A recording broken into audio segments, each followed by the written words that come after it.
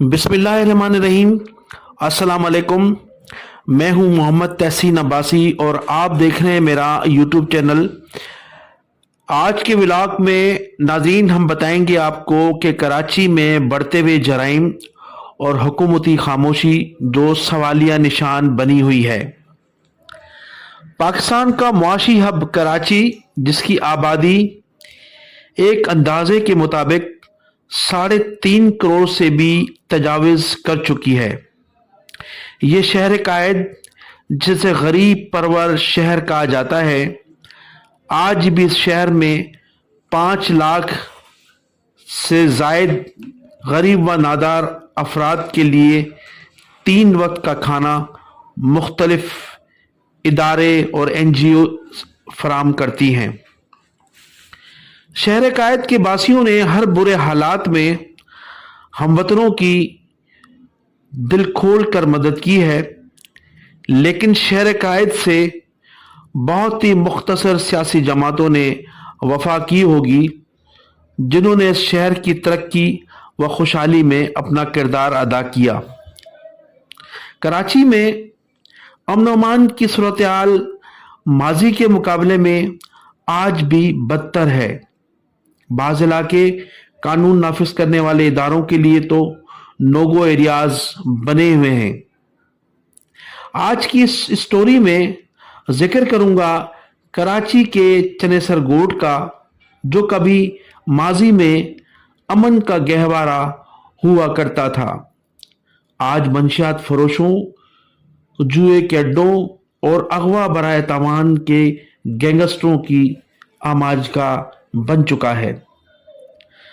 माजी में इस इलाके में ऐसे 2 ग्रुपों में तसादुम की वारदातें लोगों को आज भी याद हैं, जब रोजाना कत्ल की वारदातें मामूल का हिस्सा थीं। इन 2 ग्रुपों में होने वाले खूनी तसादुम में तकरीबन 57 अफराद मारे जा चुके हैं। लेकिन अब इस इलाके की सूरत हाल ये है कि Nawaz cobra group, Adil Kashmiri group, जो कभी एक दूसरे के जानी दुश्मन हुआ करते थे, आज दोनों में सुलह के बाद अब ये ग्रुप्स मिलकर जराइम की दुनिया की बेताज बादशाह बन चुके हैं। दिलचस्प सूरत हाल ये है कि इस हल्का इंतखाब से पीपल्स पार्टी के सईद गनी कामयाब होते रहे हैं। ये इनकी दूसरी मर्तबा कामयाबी थी। वो सेनेटर के साथ साथ 3 मर्तबा अहम वजारतों की भी जिम्मेदारी संभाल चुके हैं और इस वक्त भी वो सूबाई वजीर बल्दियात की हैसियत से सिंध काबीना का अहम हिस्सा है। लेकिन वो अपने हल्का इंतखाब को जराइम पेशा अफराद से पाक नहीं करवा सके।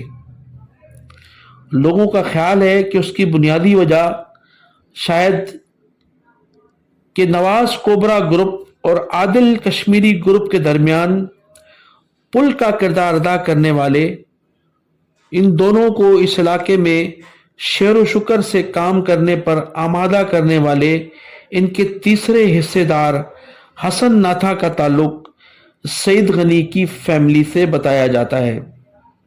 हसन नाथा सईद गनी के भाई के बिरादर निस्बती भी हैं और ये रिश्ता खासा मजबूत बताया जाता है, जिसकी वजह से चनेसर गोट में कानून नाफिज करने वाले इदारों की कोई मजाल नहीं कि इन्हें कोई इन इलाकों से बेदखल कर सके।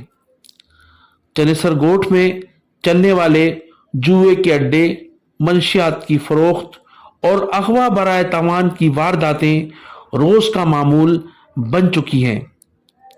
हमारी पुलिस और दीगर कानून नाफिज करने वाले इदारों की खामोशी भी सवालिया निशान है।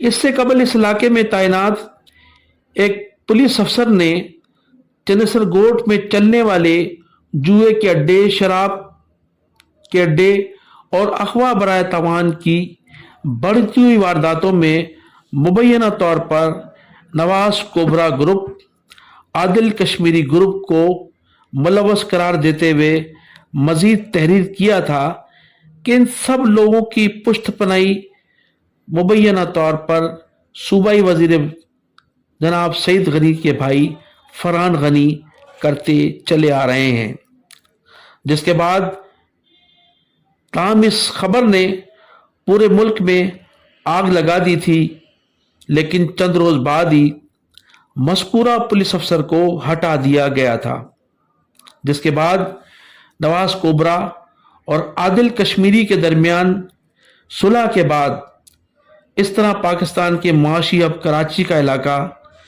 چنیسر گوٹ شریف شہریوں کے لیے نو گو ایریا بن چکا ہے، لیکن منشیات، جوا اور دنیا کی ہر منشیات چنیسر گوٹ میں دستیاب ہے۔